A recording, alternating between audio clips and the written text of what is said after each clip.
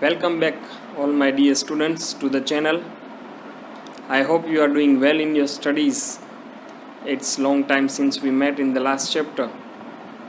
So now we'll discuss chapter number 12 of geography section, that is types of resources. We have consecutive 3 chapters in geography like this. Among them, the first is types of resources, that is land, soil and water resources. And next 2 chapters we will discuss the remaining types of resources, right? So in this chapter we are going to discuss land, soil and water resources and all aspects of this, how regarding definition, regarding the use of this, and regarding conservation of all these resources, right? So as usual, before going to the explanation of the chapter, here we have the glossary of chapter number 12. Let us go through it. First is judiciously. It is derived from judiciary. So judiciary means law and order. So when you are using something, or you are following something, or you are doing something according to law, or according to the rules, or accordingly in a way that it cannot harm, or it does not harm others or any other thing, then it is called judiciously, right? You can tell that I am following all the rules judiciously, right? So that is called wisely or with good judgment. So doing a work in a way that it cannot harm others, or it cannot harm any other thing, that is called judiciously. Second word is yield. We might have discussed this before. So yield, it means if you want to have the simple word, it means result, right? Yield means result or output. Over here, the full amount of an agriculture or industrial product. In this chapter, we are considering yield as this, the full amount of an agricultural or an industrial product. So while doing agricultural, whatever output we are getting, right? So that is called yield. Or while dealing with the manufacturing process or industries, so whatever the product is being manufactured from that is called also yield. So yield means result or output. Next is arable. So arable is the word related to land or farming. So arable, it means capable of producing crops. It means खेती करने के लायक, that is called arable land, खेती लायक जमीन. Fourth is pasture. It is pasture, pasture, pasture. It means land covered with grass and other low plants suitable for grazing animals, especially cattle or sheep. That is called pasture. ऐसी जमीन जहाँ पे kettles के लिए, घास चारा के लिए हो सके, वैसी जमीन को pasture कहा जाता है. Next is constraint, a very common English word. Constraint, it means limitation or restrictions. Next is fallow. Fallow is the word related with farming. Farmland plowed and harrowed but left unsown for a period in order to restore its fertility as a part of a crop rotation or to avoid surplus production. Students, here the fallow word needs more understanding, more explanation. When farming is going on in one land, जब खेती होती है ज़मीन पे, तो उस ज़मीन को रिलैक्सेशन भी चाहिए होता है, राइट? तो in order to give relaxation to that land, that is farmland, तो प्लाविंग होता है, हैरोइंग होता है, और उसके बाद हार्वेस्टेशन के बाद हार्वेस्टिंग के बाद उस ज़मीन को ऐसे ही छोड़ दिया जाता, मतलब कि फिर उसमें फार्मिंग नहीं किया जाता है। और कब तक? पर्टिकुलर सर्टन पीरियड तक, for a period, right.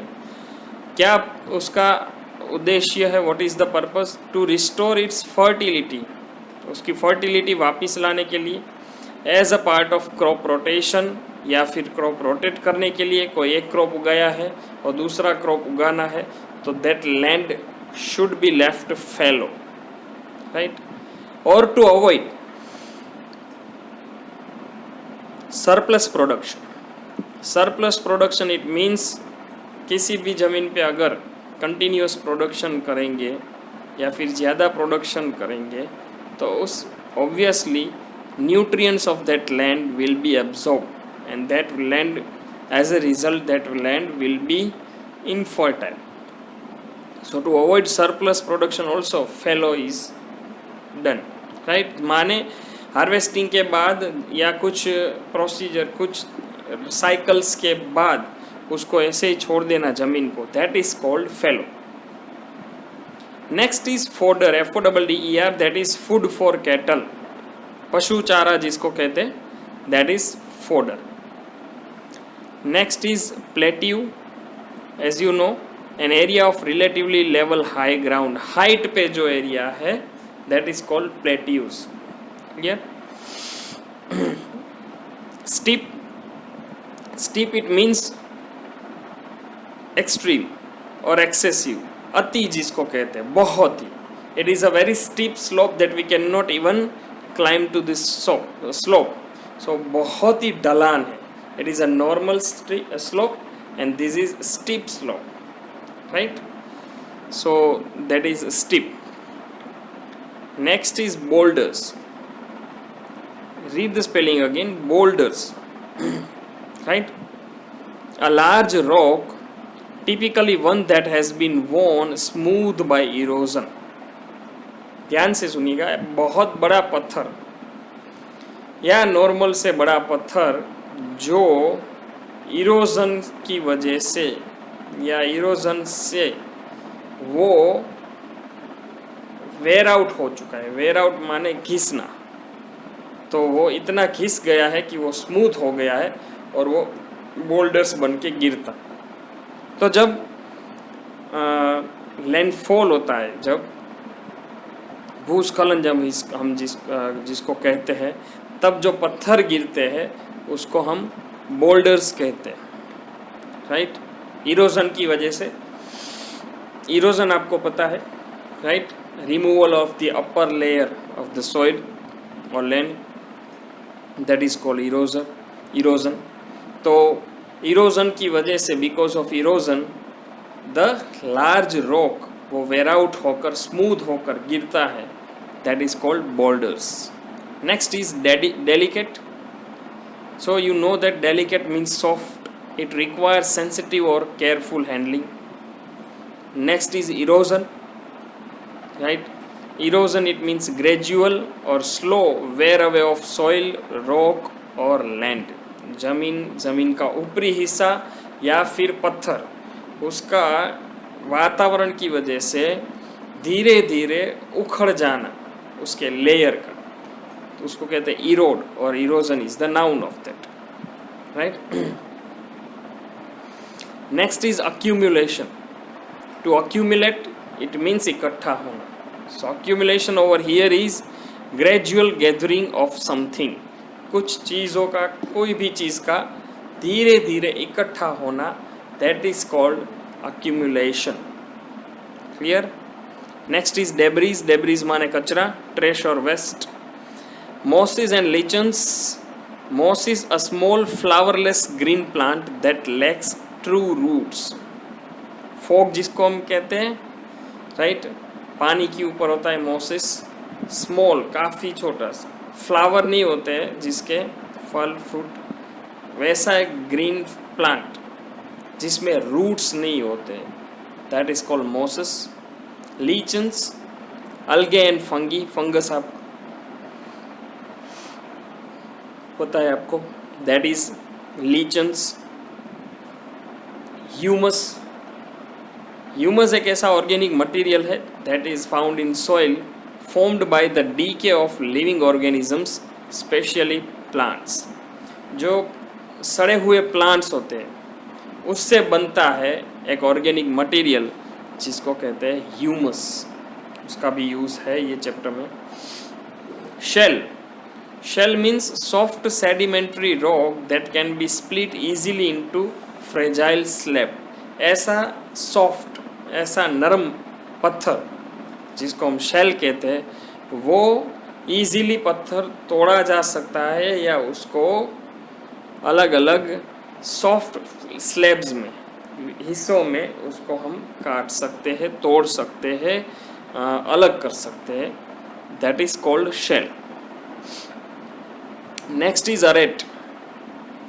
अरेट it means to supply with air और expose to the circulation of air. माने एयर या हवा का आने देना या हवा भरना, दैट इज कॉल्ड अरेट।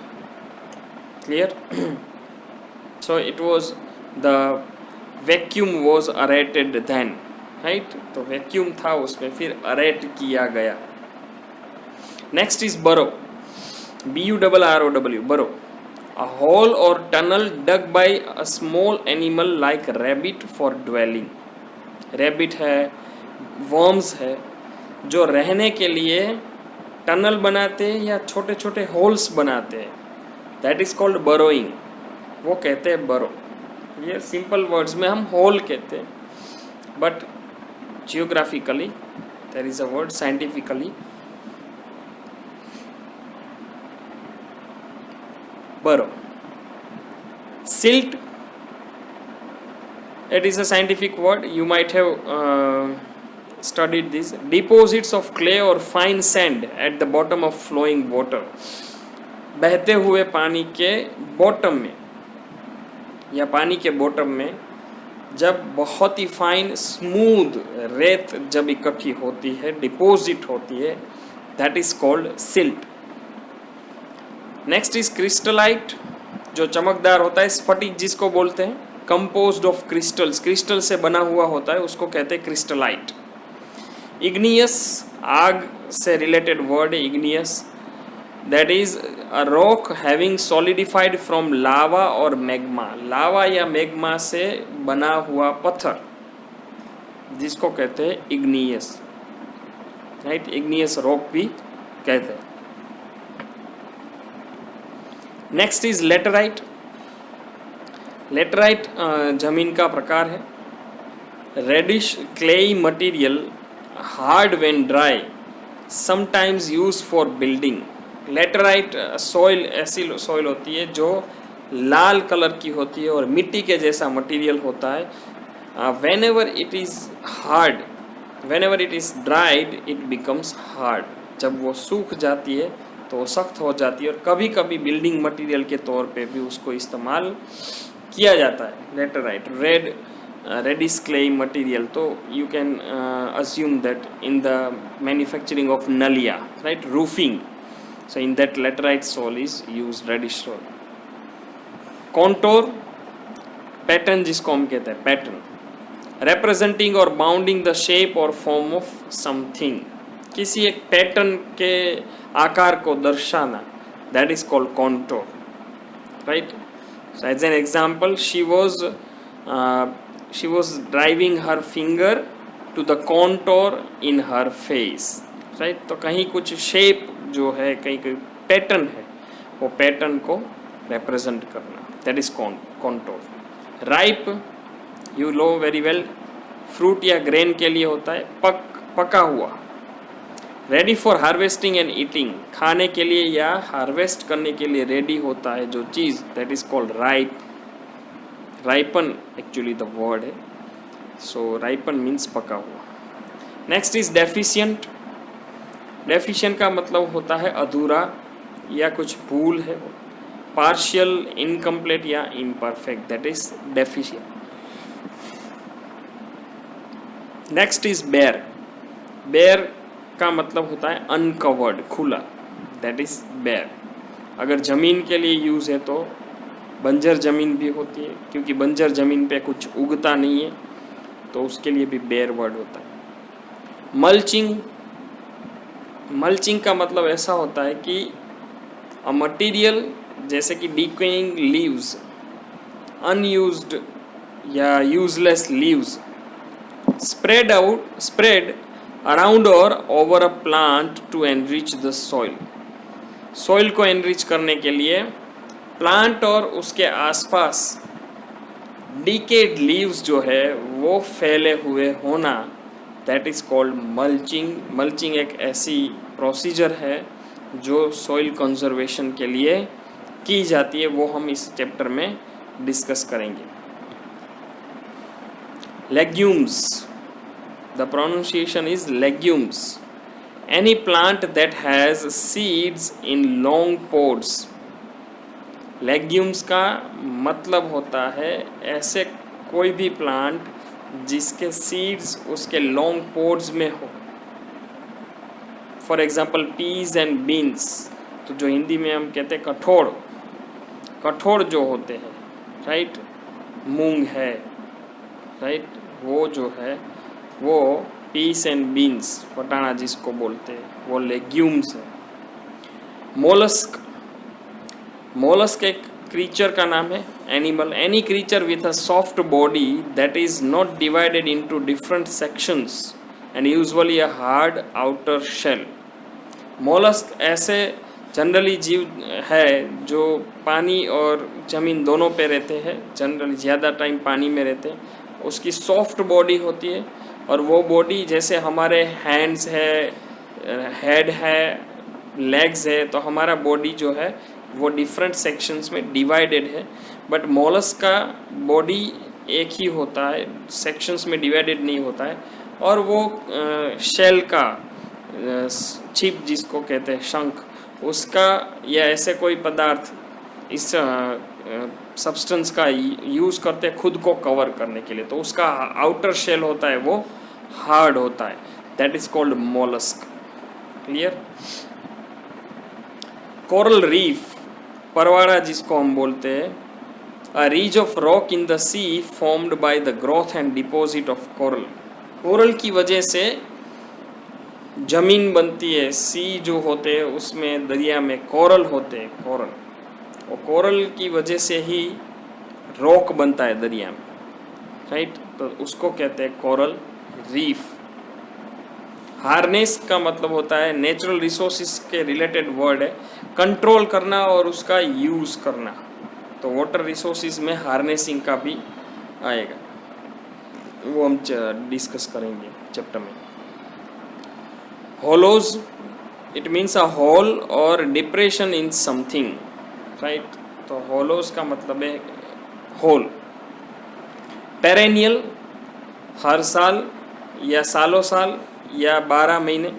पेरेनियल का मतलब है लास्टिंग और existing for a long time, right, तो nearby permanent, that is called perennial. Peninsular, our Indian subcontinent is peninsular, it is covered by the water from 3 directions, so covered by water from 3 sides, peninsular, India is peninsular। strain, तनाव जिसको बोलते हैं, pressurise situation, उसके use ज़्यादा होना, सो उसके ऊपर strain होगा। If a lift is able to lift 6 persons and there are 8 persons in lift, then lift will work in strain। Clear? Got the point? अगर 6 लोगों की कैपेसिटी है तो लिफ्ट में 8 लोग बैठेंगे तो लिफ्ट स्ट्रेन से वर्क करेगी, वो नॉर्मली वर्क नहीं कर सकती। कॉन्टामिनेट माने सड़ना या सड़ाना। मेक इम्प्योर, इम्प्योर करना। बाय एक्सपोजर टू और एडिशन ऑफ अ पॉइजनस और पॉल्यूटिंग सब्सटेंस, जहरीले पदार्थों को ऐड करके या एक्सपोज करके किसी भी चीज़ को इम्प्योर करना, चाहे वो हवा हो, ज़मीन हो, पानी हो या चीज़ें, that is called contaminate. As an example, the oil tanker sunk in the sea and it contaminated billions of gallons of water in the sea. तो तेल से भरा हुआ जहाज डूब जाने पर दरिया में लाखों लीटर्स पानी कॉन्टामिनेट हो गए, जहरीला हो गया। Effluent, effluent means liquid waste और sewage discharge into a river और द सी। दरिया या नदी में जब लिक्विड कचरा, गटर का कचरा जब निकलता है तो that is called effluent. Desalination, दरिया का पानी सलाइन होता है। सलाइन माने not fit for the consumption of human, consumption for human. तो डीसलाइन करना means the process of removing salt and other harmful minerals from sea water so that it can be use for drinking और for watering crops. अभी दरिया का पानी कैसा है? Sea water is saline. Saline means not fit for human consumption.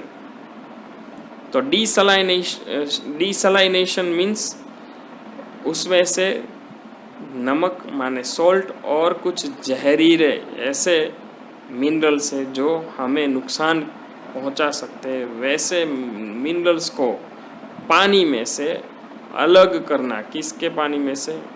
C water में से, ताकि वो ड्रिंकिंग और वाटरिंग क्रॉप्स के लिए काम आ सके। That is called desalination. 39 is aquifer. Aquifer वो ऐसे परवियस रॉक्स का लेयर है जिसमें वाटर होता है। रॉक्स का एक लेयर जो वाटर पकड़ के रखता है, दैट इज एक्वीफर। परवियस, अब परवियस न्यू वर्ड है तो परवियस क्या है? तो परमिएबल, जो आपको पता है, या फिर allowing water to pass through. ऐसे भी पत्थर होते हैं जिससे वाटर थ्रू हो जाता है, बिकॉज वो पोरस है, परमिएबल है। कहीं कहीं पे ऐसा स्कोप है जहाँ से पानी जा सकता है। So this is all about glossary. Let us start the chapter.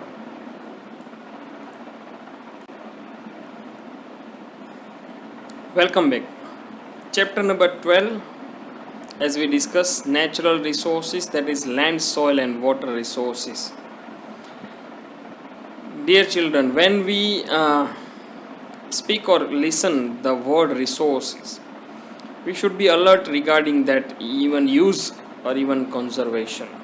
हमें उपयोग ऐसे करना है कि वो बचे, क्योंकि अगर कंजर्व नहीं हुआ तो हम आगे की जनरेशन के लिए ये कीमती रिसोर्सेस जो है वो हम नहीं दे पाएंगे। इसीलिए सारे रिसोर्सेस का यूज़ ऐसे हमें करना है ताकि वो कंजर्व हो। Let us have a quick outlook. Will see in this chapter land use, ज़मीन का क्या यूज़ हो, कंजर्वेशन ऑफ लैंड, कैसे हम बचा पाएंगे, माने ज़मीन को कैसे ऐसी रख पाएंगे ताकि वो हमारे यूज़ में आ सके। Soil profile and formation of soil, कैसे कैसे तरह तरह की ज़मीन होती है, सॉइल होती है, और उसकी प्रोफाइल कैसी होती है और फॉर्म कैसे होते हैं, माने वो बनती कैसे। Types of soil in India, Bharat में कैसे कैसे प्रकार की ज़मीन बनती है। सॉइल डिग्रेडेशन एंड कंजर्वेशन, कैसे ज़मीन का पतन होता है और कैसे हम उसका कंजर्वेशन कर सकते हैं, कैसे हम बचा सकते हैं, वो भी देखेंगे। फ्रेश वाटर रिसोर्सेज, पानी जो है वो बहुत ही कीमती रिसोर्स है मैनकाइंड के लिए, तो वो भी हम देखेंगे कि फ्रेश वाटर रिसोर्सेज क्या क्या है। And scarcity of water and conservation, पानी की कमी, लैक ऑफ वाटर, स्कार्सिटी, अछत, और उसका कंजर्वेशन, पानी को कैसे बचाया जाए, right. You can see over here water project. It is a non-profit organization working with communities in sub-Saharan Africa who lack an access to clean water and sanitization facilities. Water project एक ऐसा project है जो non profit organisation है, वो profit के लिए काम नहीं करती, ऐसी संस्था है, और वो सब सहारन अफ्रीका की ऐसी कम्युनिटी के साथ काम करती है जिसके पास क्लीन वाटर और सैनिटाइजेशन फैसिलिटीज़ नहीं है, sanitation facility, sorry not sanitization, sanitation facility, health facility अच्छी नहीं है और क्लीन वाटर का एक्सेस नहीं है। वैसी कम्युनिटीज़ के साथ रहकर वाटर प्रोजेक्ट जो है वो काम कर रही है, उसको पर्याप्त मात्रा में पानी मिले और ना ही सिर्फ पानी मिले बट अच्छा पानी, पीने लायक पानी और प्योर वाटर मिल सके।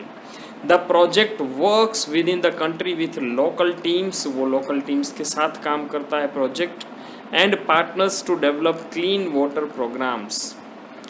प्योर वाटर प्रोग्राम्स डेवलप करने के लिए पार्टनर्स और टीम्स के साथ द प्रोजेक्ट, ये जो है वाटर प्रोजेक्ट वो काम करता है। क्या क्या है उसमें? दिस इंक्लूड्स कंस्ट्रक्टिंग बोरवेल्स बनाना और हैंड पंप्स या बोरवेल्स बनाना, सैंड डैम्स बनाना, सैंड के डैम्स ताकि पानी जो है वो बना रहे। रेन वाटर हार्वेस्टिंग प्रोजेक्ट्स, माने बारिश का जो पानी है उसको अगर हम वेस्ट नहीं होने देंगे तो पानी काफ़ी हमें काम आएगा। And they also train locals on hygiene and sanitation issues. तो हेल्थ और sanitation issues, hygiene and sanitation issues के बारे में वो लोकल्स को ट्रेनिंग देते, right. Let us see at a glance natural resources, जो हम डिस्कस करने वाले 3 main natural resources in this chapters, land, soil, water. तो लैंड में देखने जाए तो पहले हम डिस्कस करेंगे लैंड यूज़। लैंड यूज़ में है physical factors and human factors, वो भी हम डिस्कस करेंगे। नेक्स्ट इज सॉइल, सॉइल की प्रोफाइल देखेंगे, टाइप्स देखेंगे, यूज़ देखेंगे, कंजर्वेशन देखेंगे। सॉइल टाइप्स है alluvial, red, laterite, black soil, desert, mountain and saline sandy soil. Third is water. We'll see the availability of water, right, from which kind of water is available in how much amount, and we'll see the freshwater resources, rivers, lakes and groundwater. Here, before continue, we'll have the warm-up exercise that you will have to do in your workbook, right? Warm-up exercise. India is facing a freshwater crisis. It has only 4% of the world's freshwater resources but 16% of the population. Bharat की population अगर देखी जाए तो वो world की 16% आबादी है भारत की, और वहीं सिर्फ 4% फ्रेश वाटर है, पीने लायक, उपयोग करने लायक पानी। पूरे वर्ल्ड का 4% पानी है, वहाँ पूरे वर्ल्ड के 16% लोग हैं। तो क्लियर है, सब समझ सकते हैं कि we are falling short of water, right.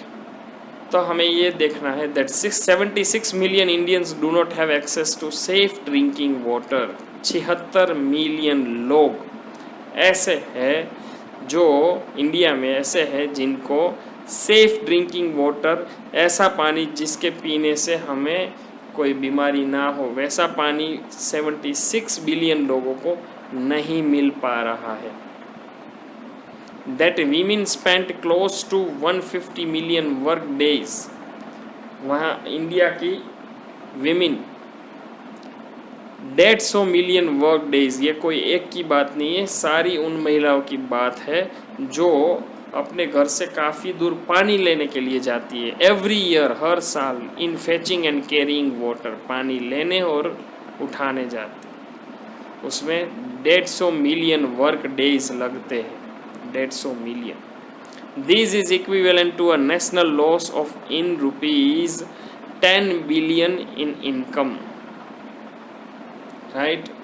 इतना बड़ा लॉस अगर हम पैसों में कन्वर्ट करें तो इतनी महिलाओं को हर रोज 150 मिलियन नहीं, इतनी महिलाओं को तकरीबन per year 150 million work days जो है काम करना पड़ता है सिर्फ और सिर्फ पानी लेने के लिए। So now the main point, can you list 10 ways water is wasted by human beings. हमें आपको बुक में लिखना है ऐसे 10 वेज जहाँ पे पानी जो है वो वेस्ट होता है, इसमें से दो जो है वो यहाँ पे एज एन एग्जाम्पल दिए गए. Washing the car. You might have seen that the Bahadur that is coming to our society, he washes our car in just one bucket of water, whereas if we ourselves washing the car, we will waste minimum of 10 buckets of water. So washing the car by ourselves is really and clearly waste of water. Using fountains and sprinklers, if it is in public place, right, for the show off, then it is the clear waste of water. So we should not practice like this. So 2 have been given, rest 8 you have to think and write on your own. So this is what about the glossary and introduction of the chapter. In the next video we'll start the first part of the chapter.